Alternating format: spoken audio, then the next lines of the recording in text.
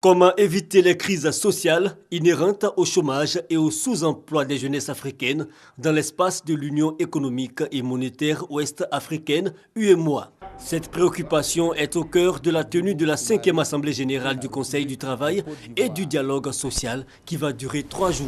Cette rencontre vise l'implication effective de tous les acteurs non étatiques dans le processus d'intégration de l'UEMOA à l'examen et l'appréciation de toutes les questions susceptibles d'avoir un impact social dans l'Union en vue d'appuyer la consolidation du processus et des structures de dialogue social dans les pays membres. Je voudrais me permettre pour ma part, à la faveur de cette cérémonie, de rappeler à l'attention collective le rôle préventif que l'inclusion sociale et socio-professionnelle de nos jeunes jouera dans la stabilité de nos États.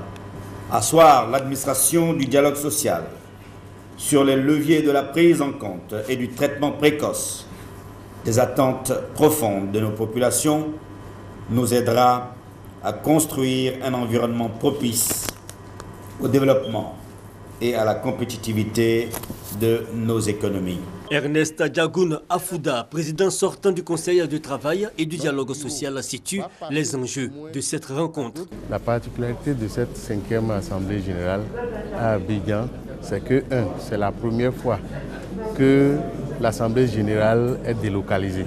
Ce que nous attendons des travaux, c'est d'abord pouvoir mettre en place un nouveau bureau dynamique qui aille au-delà de ce que le bureau sortant que j'ai présidé ait pu faire.